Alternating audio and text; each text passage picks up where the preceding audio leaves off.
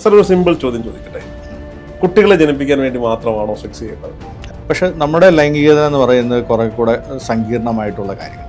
അപ്പോൾ ഓരോ വ്യക്തിക്ക് അതനുസരിച്ച് മാറ്റമുണ്ടാകും. എല്ലാ മൃഗങ്ങളും ലൈംഗിക ബന്ധത്തിലെത്തും, പിന്നെ മനുഷ്യന് മാത്രം എന്തിനാണ് ഇത് ഇത്ര പഠിക്കാനുള്ളത്?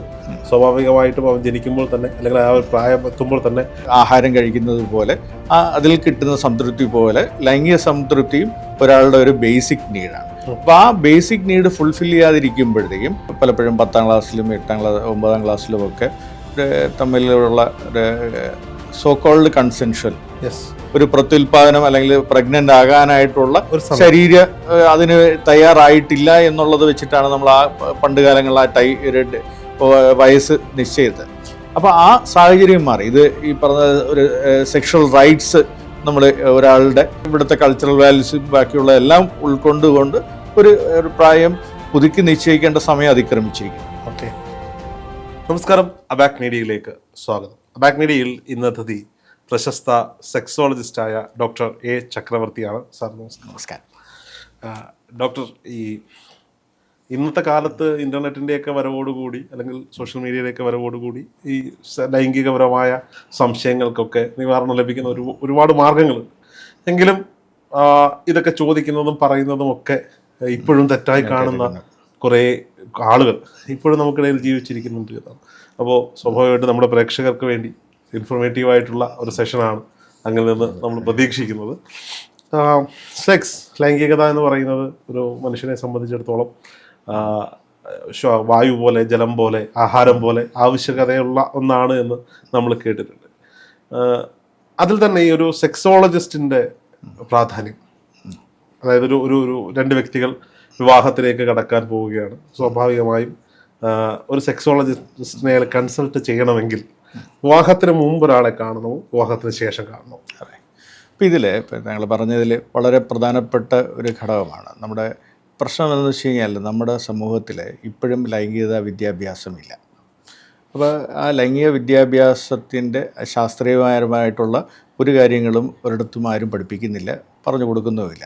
ഇപ്പോൾ ജനങ്ങൾക്ക് ഇതിനെക്കുറിച്ചുള്ള അറിയാനുള്ള ജിജ്ഞാസ ഉണ്ടെങ്കിലും അത് ലഭിക്കുന്നത് ഇൻ്റർനെറ്റ് പോലെ അല്ലെങ്കിൽ പല പോൺ സൈറ്റുകളിൽ നിന്നൊക്കെയാണ്. പക്ഷെ അത് വികലമായ അറിവുകളാണ് കിട്ടുക. അപ്പോൾ അതുകൊണ്ട് തന്നെ നമ്മുടെ ഈ ലൈംഗികപരമായിട്ടുള്ള ഇതിലോട്ട് പോകുമ്പോൾ അതിനാവശ്യമായിട്ടുള്ള അറിവോ കഴിവോ അതിനെക്കുറിച്ചുള്ള കാഴ്ചപ്പാടോ ജനങ്ങൾക്ക് കിട്ടുന്നില്ല. അപ്പോൾ സ്വാഭാവികമായിട്ട് നമ്മൾ സാധാരണ ഒരു സിമ്പിളായിട്ടുള്ള ആലോചിച്ച് കഴിഞ്ഞാൽ നമ്മളൊരു വണ്ടി ഓടിക്കാൻ, ഇപ്പോൾ ഒരു വണ്ടി നമ്മുടെ കയ്യിൽ കിട്ടിയെന്നിരിക്കട്ടെ. അപ്പോൾ വണ്ടി ഓടിക്കാനായിട്ട് നമ്മൾ ആലോചിക്കുമ്പോൾ നേരെ ആരെങ്കിലും യൂട്യൂബിൽ വണ്ടി ഓടിക്കുന്നത് കണ്ടിട്ട് നമ്മൾ വണ്ടി ഓടിക്കാൻ ശ്രമിച്ചു കഴിഞ്ഞാൽ നമ്മൾ എത്രത്തോളം അതിൽ വിജയിക്കുമെന്നുള്ളത് മനസ്സിലാക്കും. സോ അതേ രീതിയിലാണ് നമ്മൾ ഇതുപോലുള്ള പല അശാസ്ത്രീയപരമായിട്ടുള്ള കാര്യങ്ങൾ കണ്ടുകൊണ്ട് അല്ലെങ്കിൽ അതിൽ നിന്ന് ഉൾക്കൊണ്ടുകൊണ്ട് ഒരു ലൈംഗിക ജീവിതം നയിക്കാനായിട്ട് ശ്രമിക്കുക. അപ്പോൾ അതുകൊണ്ട് തന്നെ ഇതിൽ പലപ്പോഴും ഒരു കുടുംബജീവിതത്തിന് അത് വളരെ പ്രതികൂലമായിട്ട് ബാധിക്കുന്ന തലത്തിലേക്ക് പോകാം. അപ്പോൾ ഈ ഒരു പറഞ്ഞു കഴിഞ്ഞാൽ ഞാനിപ്പോൾ എൻ്റെ ഒരു പ്രൊഫൈൽ എന്ന് പറയുന്നത് സെക്ഷൽ മെഡിസിനാണ്. ഒരു സെക്സോളജി എന്ന് പറയുമ്പോഴത്തേക്കും അത് മാനസികമായിട്ടുള്ള പരമായിട്ടുള്ള കാര്യങ്ങൾ മാത്രമേ ഉള്ളൂ. ഒരു സെക്ഷൽ മെഡിസിൻ എന്ന് പറഞ്ഞു കഴിഞ്ഞാൽ ലൈംഗികമായിട്ടുള്ള എല്ലാ പ്രശ്നങ്ങളും കോംപ്രിഹെൻസീവായിട്ട് നമ്മൾ മാനേജ് ചെയ്യുന്നതാണ്. അത് ശാരീരികമായിട്ടാണെങ്കിലും മാനസികമായിട്ടാണ്. അപ്പോൾ ആ ഒരു രീതിയിൽ ഇപ്പോൾ ഒരു കപ്പിൾ അല്ലെങ്കിൽ കല്യാണത്തിലേക്ക് പോകുമ്പോൾ നമ്മുടെ ഈ പ്രീമറൈറ്റൽ കൗൺസിലിംഗ് എന്നുള്ള ഒരു സാഹചര്യത്തിൽ അതിൽ ലൈംഗികതാ വിദ്യാഭ്യാസവും കൂടെ ശരിയായ രീതിയിൽ ഉൾപ്പെടുത്തുകയും അവർ തമ്മിലുള്ള ഇതിനെക്കുറിച്ചുള്ള അറിവിനെക്കുറിച്ച് അസസ് ചെയ്ത് കൂടുതൽ അറിവ് നൽകാനായിട്ടുള്ള ഒരു സാഹചര്യം ഉണ്ടാക്കുകയും ചെയ്യണം ഒരു ഭാഗത്ത്. പിന്നെ ഈ പറഞ്ഞ കല്യാണം കഴിഞ്ഞതിന് ശേഷം അവർ തമ്മിലുണ്ടാകുന്ന, കാരണം ആ ഒരു പ്രോസസ്സിലേക്ക് അവർ വരുമ്പോഴത്തേക്കും അതിലുണ്ടാകുന്ന പ്രശ്നങ്ങൾ, അതിലുണ്ടാകുന്ന ബുദ്ധിമുട്ടുകൾ അതെല്ലാം മനസ്സിലാക്കി അതിൽ ആവശ്യമായിട്ടുള്ള ഇടപെടലുകളും നടത്തേണ്ടതുണ്ട്. ഇത് രണ്ട് രീതിയിൽ ശാരീരികമായിട്ടുള്ള കാര്യങ്ങളുണ്ടാവും, മാനസികമായിട്ടുള്ള കാര്യങ്ങളുണ്ടാകും. ഇതെല്ലാം ഒരു കോംപ്രിഹെൻസീവായിട്ട് നമ്മൾ അസസ് ചെയ്ത് വേണം അതിനുള്ള പരിഹാരം നിർദ്ദേശിക്കാൻ. ഇപ്പോൾ സ്വാഭാവികമായും ഈ പ്രീമാരിറ്റൽ കൗൺസിലർ എന്ന് പറയുമ്പോൾ ഇപ്പം ക്രിസ്ത്യൻ സഭകളിൽ വിവാഹത്തിന് മുമ്പ് അവർ കൗൺസിലിംഗ് സെഷൻ വെക്കാറുണ്ട്. അതേസമയം മറ്റ് മതങ്ങളിലൊന്നും നമ്മളത് അത്ര കേട്ടുകേൾവിയുള്ളതൊന്നുമല്ല.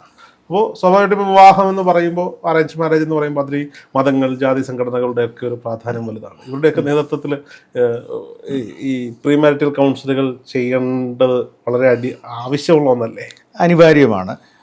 കോവിഡിന് മുമ്പിൽ ഞാൻ കുറച്ച് NSSൻ്റെ ആഭിമുഖ്യത്തിൽ കുറച്ച് ഒരു സീരീസ് ഓഫ് ഇതുപോലുള്ള പ്രീ മാരിറ്റൽ, അതായത് കല്യാണം കഴിക്കാൻ പോകുന്ന ഒരു കുട്ടിയുടെ പ്രത്യേകിച്ച് പെൺകുട്ടികളുടെ ഇടയിൽ ഒരു ഇതുപോലുള്ള സെക്ഷുവാലിറ്റി എഡ്യൂക്കേഷൻ്റെ ക്ലാസ്സുകൾ എടുക്കുന്നുണ്ടായിരുന്നു.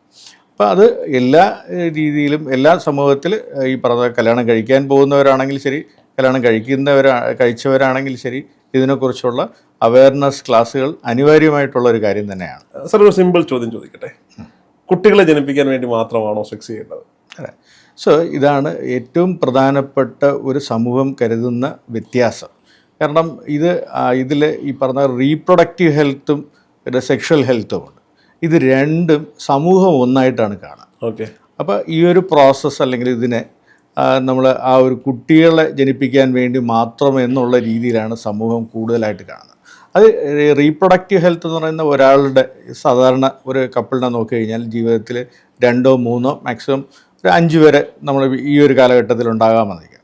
പക്ഷേ ലൈംഗിക ജീവിതം എന്ന് പറയുന്നത് ജീവിതത്തിൻ്റെ അവസാനം വരെയുള്ള ഒരു പ്രക്രിയയാണ്. അപ്പോൾ ഇത് രണ്ടും എൻ്റയർലി 2 ഡിഫറൻ്റ് ആയിട്ടുള്ള കൺസെപ്റ്റുകളാണ്. അപ്പോൾ അതേപോലെ തന്നെയാണ് ഈ പ്രത്യുൽപാദനപരമായിട്ടുള്ള കാര്യങ്ങൾക്ക് കാണേണ്ടത് ഒരു ഇൻഫെർട്ടിലിറ്റി സ്പെഷ്യലിസ്റ്റ് അല്ലെങ്കിൽ റീപ്രൊഡക്റ്റീവ് മെഡിസിൻ സ്പെഷ്യലിസ്റ്റും ഈ ലൈംഗികപരമായിട്ടുള്ള പ്രശ്നങ്ങളും അതിൻ്റെ സംശയ നിവാരണത്തിനായിട്ട് ബന്ധപ്പെടേണ്ടത് ഒരു സെക്ഷൽ മെഡിസിൻ അല്ലെങ്കിൽ സെക്സോളജിസ്റ്റ് ഡോക്ടറിനെയാണ് ഇത് കാണേണ്ടത്. ഇത് രണ്ട് എൻ്റയർലി ഡിഫറൻ്റ് ആയിട്ടുള്ള കാര്യങ്ങളാണ്. അപ്പോൾ സ്വാഭാവികമായിട്ട് ഇത് കേൾക്കുന്ന ഈ ചില തിരിഞ്ഞ് ചിന്തിക്കുന്ന ആളുകൾക്കുണ്ടാകുന്ന ഒരു സംശയം ഉണ്ടാകും, പ്രകൃതിയിൽ എല്ലാ മൃഗങ്ങളും സെക്സ് ചെയ്യുന്നുണ്ട്, എല്ലാ മൃഗങ്ങളും ലൈംഗിക ബന്ധത്തിൽ ഏർപ്പെടുന്നുണ്ട്, പിന്നെ മനുഷ്യന് മാത്രം എന്തിനാണ് ഇത് ഇത്ര പഠിക്കാനുള്ളത്? സ്വാഭാവികമായിട്ടും അവൻ ജനിക്കുമ്പോൾ തന്നെ അല്ലെങ്കിൽ ആ ഒരു പ്രായം എത്തുമ്പോൾ തന്നെ ഇതിനെക്കുറിച്ചുള്ള തിരിച്ചറിവ് ഉണ്ടാകുന്നുണ്ട്, സെക്സ് ചെയ്യുന്നുണ്ട്. പിന്നെ മനുഷ്യന് മാത്രം എന്താണ് ഇത്ര പഠിക്കാനും മരുന്ന് കഴിക്കാനും ഉള്ളത് എന്ന ചോദ്യം ഉണ്ടാവും. എന്തായിരിക്കും അതിൻ്റെ കാരണം? അല്ല, അതിൽ ഒന്ന് നമ്മുടെ ഈ പറഞ്ഞ അനിമൽസിനെ സമയത്തോളം, പ്രത്യേകിച്ച് നമ്മുടെ കന്നിമാസം എന്നൊക്കെ പറയുന്ന ഒരു പ്രത്യേക കാലഘട്ടത്തിലാണ് ഇതിനോടുള്ള ആ ഒരു പ്രത്യുൽപാദനത്തിന് വേണ്ടി കൂടുതലായിട്ട് ഫോക്കസ് ചെയ്തുകൊണ്ടുള്ള ആ ഒരു പ്രവൃത്തിയിലേക്ക് ഏർപ്പെടാം. അപ്പോൾ അതത്രത്തോളം കോംപ്ലിക്കേറ്റഡ് അല്ല. ഓക്കെ. പക്ഷെ നമ്മുടെ ലൈംഗികത എന്ന് പറയുന്നത് കുറേ കൂടെ സങ്കീർണമായിട്ടുള്ള കാര്യങ്ങളാണ്. അപ്പോൾ ഓരോ വ്യക്തിക്ക് അതനുസരിച്ച് മാറ്റമുണ്ടാകും. ഓക്കെ. അപ്പോൾ ഓരോ അതനുസരിച്ച് ആ ഒരു കപ്പിളായിട്ട് വരുമ്പോഴത്തേക്കും അവർ തമ്മിലുള്ള ആ ഒരു അണ്ടർസ്റ്റാൻഡിങ്, അവർ തമ്മിലുള്ള ഈ പറഞ്ഞ കണക്ഷനും അവർ തമ്മിൽ അങ്ങനെയുള്ള കുറേയേറെ ഘടകങ്ങൾ അതിൻ്റെ അകത്ത് വരുന്നു.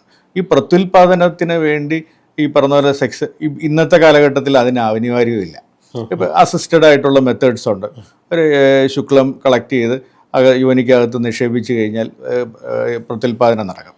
അപ്പോൾ ഇത് രണ്ടും തമ്മിൽ നേരത്തെ പറഞ്ഞ പോലെ വളരെയധികം വ്യത്യാസമുണ്ട്. അപ്പോൾ ഒരു അനിമൽസിനെ സമയത്തോളം അത് കൂടുതൽ അവർ ഫോക്കസ് ചെയ്യുന്ന ഒരു പ്രത്യുൽപാദനത്തിന് വേണ്ടി ഒരു ചില സാഹചര്യത്തിൽ വളരെ കൂടുതലായിട്ട്, ഇപ്പോൾ ഒരു ആനയാണെന്നുണ്ടെങ്കിലും അവർ നമ്മൾ പറയാറുണ്ട്. അപ്പോൾ അതേപോലെ പക്ഷെ മനുഷ്യനെ സമയത്തോളം ഇത് നമ്മുടെ ദൈനംദിന കാര്യത്തിലുള്ള നമ്മുടെ ഒരു ആഹാരം കഴിക്കുന്നത് പോലെ അതിൽ കിട്ടുന്ന സംതൃപ്തി പോലെ ലൈംഗിക സംതൃപ്തിയും ഒരാളുടെ ഒരു ബേസിക് നീഡാണ്. അപ്പോൾ ആ ബേസിക് നീഡ് ഫുൾഫിൽ ചെയ്യാതിരിക്കുമ്പോഴത്തേക്കും അയാളുടെ മാനസിക ആരോഗ്യത്തിന് അത് പ്രതികൂലമായിട്ട് ബാധിക്കും. ഈ ലൈംഗിക ബന്ധത്തിൽ ഏർപ്പെടാതെ ഒരു മനുഷ്യൻ എത്ര കാലം ജീവിക്കാൻ സാധിക്കും? അപ്പം അങ്ങനെ പ്രത്യേകിച്ച് ഒരു കാരണം ഇതൊന്നുമില്ല. ഉണ്ടാകാതിരിക്കാം എന്നുള്ളതിന് ഒരു ലൈംഗിക ജീവിതത്തിൽ ഏർപ്പെടണമെന്ന് നിർബന്ധവുമില്ല. പക്ഷെ സാധാരണ നമ്മൾ ഈ പറഞ്ഞ പോലെ ആഹാരം കഴിക്കാതെ ജീവിക്കുന്നത് പോലെ ലൈംഗിക പക്ഷെ അത് ഞാൻ നേരത്തെ പറഞ്ഞ പോലെ ശരീരത്തിനെ ബാധിക്കുന്നതിനേക്കാളും മാനസികമായിട്ടുള്ള കാര്യത്തിനാണ് കൂടുതൽ ബാധിക്കുന്നത്. നമ്മൾ പലപ്പോഴും ഇപ്പോൾ കേൾക്കുന്ന ഒന്നാണ് ഈ കുട്ടികളിൽ പ്രായപൂർത്തിയാവുക എന്ന് പറയുന്നത്. സ്വാഭാവികമായിട്ട് നമ്മുടെ സിസ്റ്റം ഉണ്ടാക്കി വെച്ചിരിക്കുന്ന ഒരു ഏജ് ആണല്ലോ 18 വയസ്സ്, അല്ലെങ്കിൽ വിവാഹത്തിന് 18 വയസ്സ് 22 വയസ്സ് ഒക്കെ.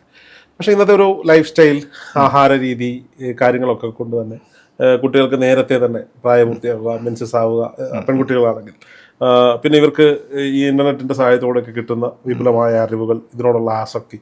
അപ്പോൾ സ്കൂൾ ലൈഫിൽ തന്നെ ലൈംഗിക ബന്ധത്തിൽ ഏർപ്പെടും. ഇപ്പോൾ നമ്മൾ തന്നെ പലരോടും കാര്യങ്ങൾ സംസാരിക്കുമ്പോൾ പയ്യന്മാർ 20 വയസ്സ് 21 വയസ്സുള്ള ആളുകളോടൊക്കെ സംസാരിക്കും. ഇവരുടെയൊക്കെ ഫസ്റ്റ് സെക്സ് എന്ന് പറയുന്നത് ഈ 8ലും 9ലും ഒക്കെ പഠിക്കുന്ന സമയത്താണ് എന്ന് പറയാറുണ്ട്.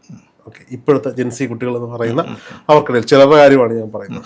അപ്പോൾ ഈ ഒരു സിസ്റ്റം വെച്ചിരിക്കുന്ന 18 വയസ്സ് മുമ്പ് ഇവർക്കുണ്ടാവുന്നൊരു ആസക്തി, ഇതെന്താണെന്നറിയാനുള്ള ഒരു ത്വര ഒക്കെ ഉണ്ടാവില്ല. അത്തരം കേസുകളൊക്കെ നമ്മുടെ മുന്നിലേക്ക് വന്നിട്ടുണ്ട്. അല്ല, ഇതിൽ കേസുകൾ വരുന്നതെന്നുള്ളതല്ല, ഇത് ഈ താങ്കൾ പറഞ്ഞതുപോലെ സമൂഹത്തിൽ നടക്കുന്ന കാര്യങ്ങളാണ്. ഓക്കെ, പലപ്പോഴും 10ാം ക്ലാസ്സിലും 9ാം ക്ലാസ്സിലും ഒക്കെ തമ്മിലുള്ള സോക്കോൾഡ് കൺസെൻഷ്വൽ, പക്ഷേ ഇവരൊന്നും ഈ പറഞ്ഞ നിയമത്തിനെ കുറിച്ച് അറിയുന്നില്ല. അപ്പോൾ ഒരു കൺസെൻറ്റ് നൽകാനുള്ള ആ ഒരു പ്രായം നിയമം വെച്ചേക്കുന്നത് 18 വയസ്സാണ്. അപ്പോൾ അതിനു മുമ്പ് ഇവൻ കൺസെൻറ്റ് കൊടുത്താൽ പോലും അത് നിയമപരമായിട്ട് നിലനിൽക്കില്ല. പക്ഷേ ഇത് ഈ പറയുന്ന ലൈംഗികത വിദ്യാഭ്യാസം ഒരിടത്തും കൊടുക്കുന്നില്ല, ശരിയായ രീതിയിൽ കിട്ടുന്നില്ല. അപ്പോൾ അതിൻ്റെ എൻഡ് എഫക്റ്റാണ് ഇതുപോലുള്ള പ്രത്യേകിച്ച് എന്താ പറയുക അൺപ്രൊട്ടക്റ്റഡ് അൺസേഫ് ആയിട്ടുള്ള ലൈംഗിക പ്രവൃത്തികളിൽ ഏർപ്പെടുകയും അതിൽ കൊണ്ടാകുന്ന പ്രശ്നങ്ങളിലേക്ക് ഇവർ പോവുകയും ശാരീരികമായിട്ടും മാനസികമായിട്ടുള്ള പ്രശ്നങ്ങളിലേക്ക് പോകുന്നു. അപ്പോൾ ഈ പ്രായം മാറ്റണ്ടേ എന്നുള്ളത് വളരെ ഒരു ഡിബേറ്റബിൾ ആയിട്ടുള്ള കാര്യമാണ്. പല രാജ്യങ്ങളിലും അതിൽ വളരെ കുറവാണ്. അപ്പോൾ ആ രീതി നമ്മൾ ഇപ്പോൾ താങ്കൾ പറഞ്ഞ പോലെ വ്യത്യാസങ്ങൾ നമ്മൾ പണ്ടുണ്ടായിരുന്ന സാഹചര്യത്തിൽ നിന്നും വളരെയധികം മാറി.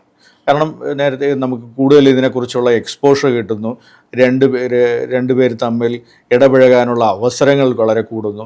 ഈ ഇൻ്റർനെറ്റ്, സാമൂഹ്യ മാധ്യമങ്ങൾ അതിന് വളരെ കൂടുതൽ കണക്ഷൻ ഉണ്ടാക്കുന്നു. ഇപ്പോൾ ഈവൻ അനോണിമസ് ആയിട്ട് പോലും കണക്ട് ചെയ്യാനുള്ള ഓപ്ഷൻസ് ഉണ്ട്. അപ്പോൾ അത് ഒരു 30 വർഷം മുമ്പ് ഉണ്ടായിരുന്ന സാഹചര്യമല്ല. അപ്പോൾ അന്ന് നമ്മളൊരു നേരിട്ട് ഉള്ള ഇത് മാത്രമേ ഉണ്ടായിരുന്നു. അപ്പോൾ ഇന്നത്തെ സാഹചര്യം വ്യത്യാസമായി. അപ്പോൾ അതിനനുസരിച്ച് ഇതെല്ലാം ഒരു എല്ലാ രീതിയിലും ഒരു കോംപ്രിഹെൻസീവ്, ഒരു ശരീരം അല്ലെങ്കിൽ മനസ്സ് മാത്രമല്ല നോക്കേണ്ടത്, സാമൂഹികപരമായിട്ട് ഇതെല്ലാം കണക്കിലെടുത്ത് അതിന് കണക്കായിട്ടുള്ള ഒരു പ്രായം നിശ്ചയിക്കേണ്ട അനിവാര്യമാണ്. അത് ഈ പറഞ്ഞ പോലെ ഇപ്പോഴും പണ്ട് കാലങ്ങളിലുള്ളത് അതേപോലെ പിന്തുടരുകയും ഇതിലുണ്ടാകുന്ന പ്രശ്നങ്ങൾ ഫേസ് ചെയ്യുന്ന ഈ കുട്ടികൾ ഫേസ് ചെയ്യുന്ന, അപ്പോൾ അവർ രണ്ടുപേരും നല്ല താല്പര്യത്തോട് അവരുടെ ആഗ്രഹം അനുസരിച്ച് അവരുടെ ശരീരത്തിൻ്റെ ആവശ്യമനുസരിച്ച് അവരിതിൽ ഇൻവോൾവ് ചെയ്യുമ്പോൾ പക്ഷെ നിയമപരമായിട്ട് അത് തെറ്റിലേക്ക് പോകുന്നു. ഓക്കെ, അപ്പോൾ അത് നമ്മളൊരു ഡോക്ടർ എന്നുള്ള രീതിയിൽ അത് നമ്മൾ അറിയുകയാണെങ്കിൽ അത് സിസ്റ്റത്തിനെ അറിയിക്കാനുള്ള ഉത്തരവാദിത്വം ഡോക്ടറിനാണ്. ഓക്കെ, അപ്പം ആ ചെയ്തു കഴിഞ്ഞാൽ ആ കുട്ടികളുടെ ജീവിതം അവിടെ പോക്സോയിലേക്ക് പോകുന്ന ഒരു അവസ്ഥയാണുള്ളത്. അപ്പം ഡോക്ടറുടെ അഭിപ്രായത്തിൽ ഈ 18 വയസ്സ് എന്നുള്ള സിസ്റ്റം മാറി ചിന്തിക്കേണ്ടിയിരിക്കുന്നു. അതെ, ഉറപ്പായിട്ടും അത് പല ഘടകങ്ങൾ. ഇപ്പോൾ ഈ ഞാൻ നേരത്തെ പറഞ്ഞാൽ ശരീരവും മനസ്സും മാത്രമല്ല, അപ്പോൾ ശരീരം അതിന് തയ്യാറാകുന്നില്ല എന്നൊക്കെ പറഞ്ഞിരുന്ന ഒരു സാഹചര്യത്തിൽ നിന്ന് ശരീരവും മാറി മാനസികമായിട്ടും ഇതിലുള്ള സാഹചര്യം എന്ന് പറയുന്നത് പ്രത്യുൽപാദനപരമായിട്ടാണ് നമ്മൾ കൂടുതൽ അന്ന് ഇത് ചെയ്തത്. അതായത് ഒരു പ്രത്യുൽപാദനം അല്ലെങ്കിൽ പ്രഗ്നൻ്റ് ആകാനായിട്ടുള്ള ശരീര അതിന് തയ്യാറായിട്ടില്ല എന്നുള്ളത് വെച്ചിട്ടാണ് നമ്മൾ ആ പണ്ട് കാലങ്ങളിൽ വയസ്സ് നിശ്ചയിച്ചത്.